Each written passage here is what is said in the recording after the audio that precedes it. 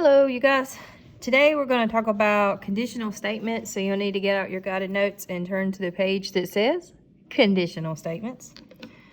An if-then statement, or a statement such as if you are reading this page, then you are studying math, is called a conditional statement. The phrase that comes after the word if is called the hypothesis. Sorry, wrong subject. And the stuff that follows the word then is the conclusion. So a conditional statement is an if-then statement.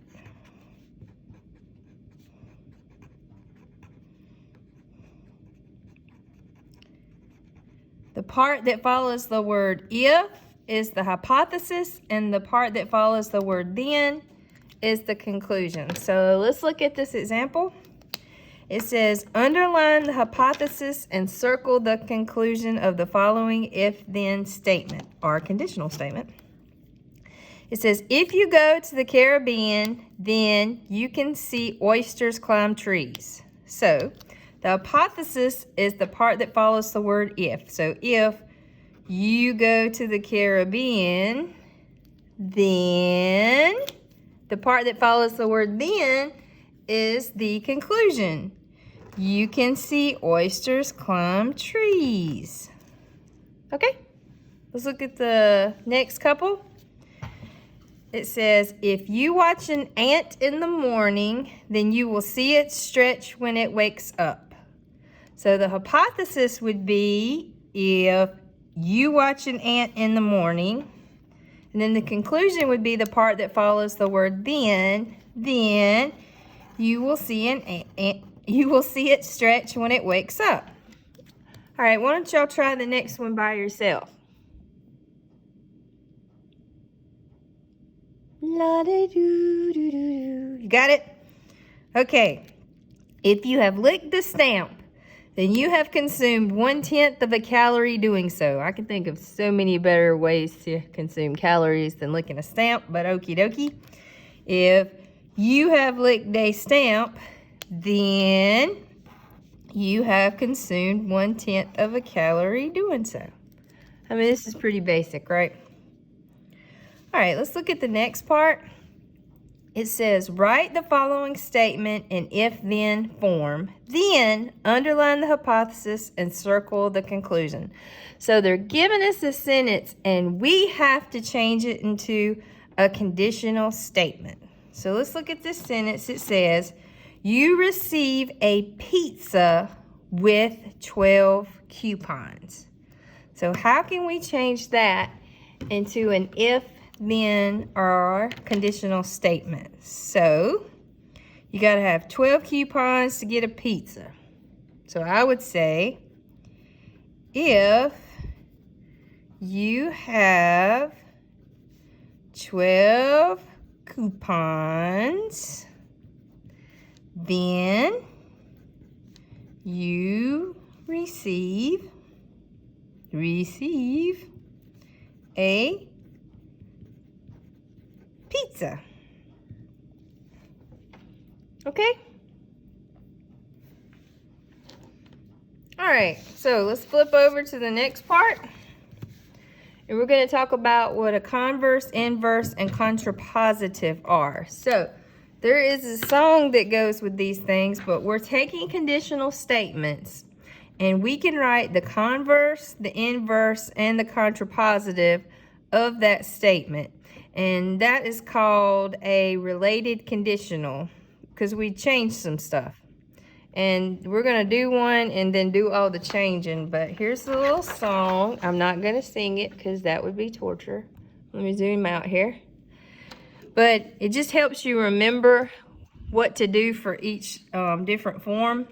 And it's to the tune of Twinkle, Twinkle, Little Star. So for the converse, you see how it starts with the letters C-O? You change the order. That means the hypothesis and the conclusion go whoop. You switch them. And then inverse starts with an I-N, and you're going to insert the word not, or you're going to negate the statements. So That just means the opposite, okay? For the contrapositive, you have to do both those things. You have to change the order and insert the not. But, you know, if you want to pause and like jot this song down and make a solo track, that would be awesome. All right, back to the notes. All right, so if you change the hypothesis or the let me zoom back in here. Whoop. There we go. If you change the hypothesis or the conclusion of a conditional statement, you form a related conditional. And we're going to talk about converse, inverse, and contrapositive. So let's say the original statement is, if it is sunny, then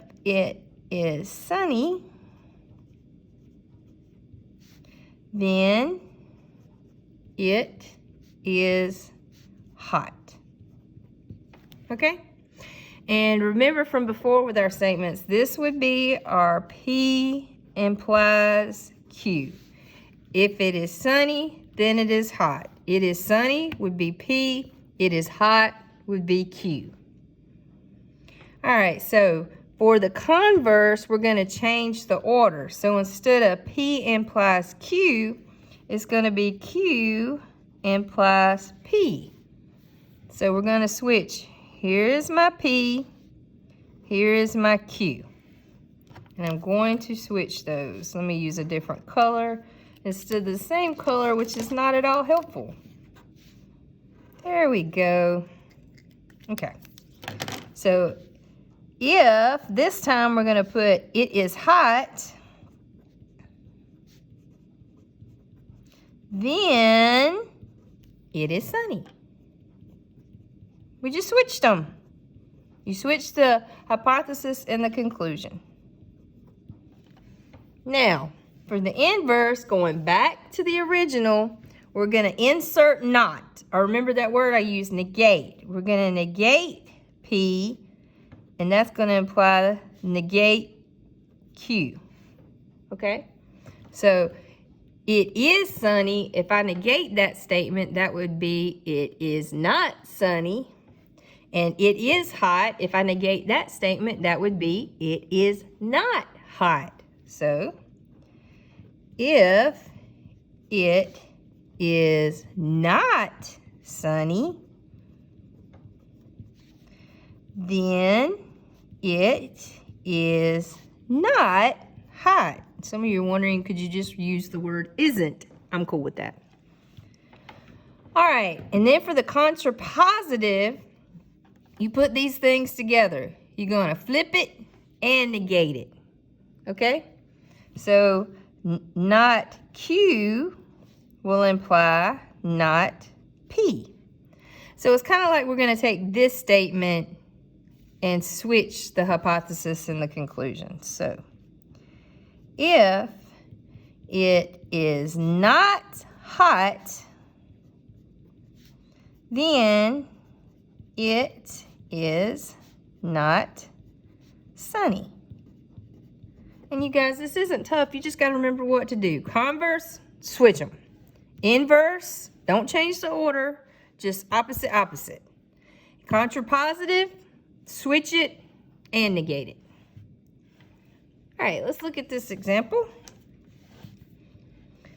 All right, it says match the following with the correct term using the conditional statement below. If you want to try this by yourself, pause the video and then play it to check. So it says, this is our original conditional statement. If it's snowing, so there's my hypothesis, then the ground is white. That's my conclusion. So if the ground is not white, then it's not snowing. So let's look at what happened here. They changed the order, and what else did they do? They added the word not. So what type of statement changes the order and negates it? That would be the D, contrapositive. All right, let's look at the next one. If the ground is white, then it's snowing. So what did they do to go from here to here? They just changed the order, right?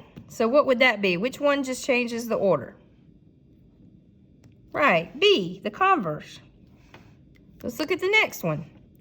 If it's not snowing, then the ground is not white. So the order is the same. They just added the word not, or they negated it. So which one of these negates the hypothesis and the conclusion? Right, the inverse. If it's snowing, then the ground is white. Well, that's the OG, right? The original. So that's just the conditional statement. All right, I want you guys to pause and try this one. They give you the statement and you write the converse, the inverse, and the contrapositive. So pause it and try it.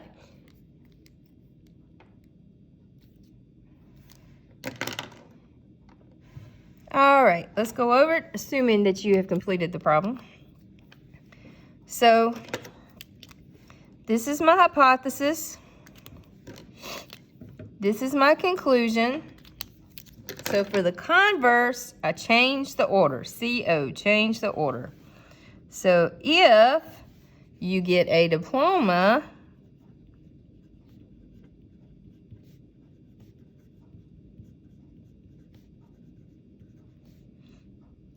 then you graduate high school.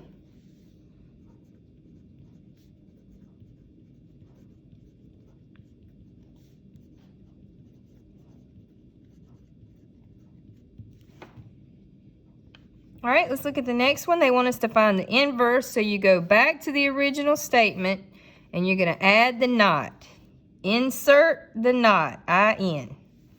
So if you do not graduate high school, I had to add the do or it just didn't make sense. I'm going to put HS for high school. Yay for being lazy. Then you get a diploma, add the not. You do not get a diploma.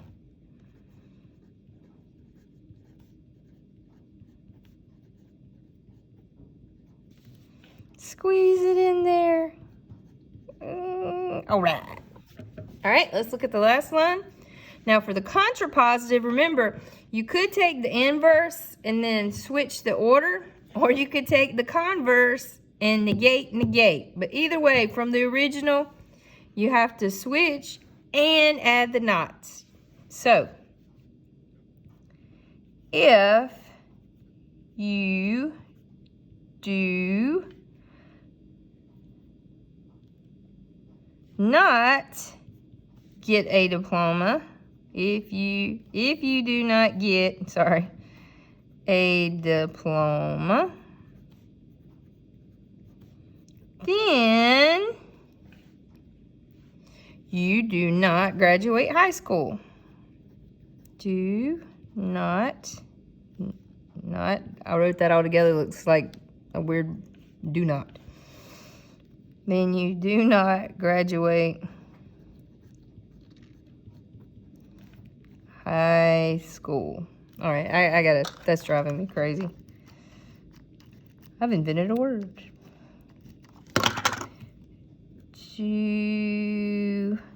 Not two separate words. Oh my goodness, it's messed up anyway. All right, well, we're good. All right, you guys. Hope that helped.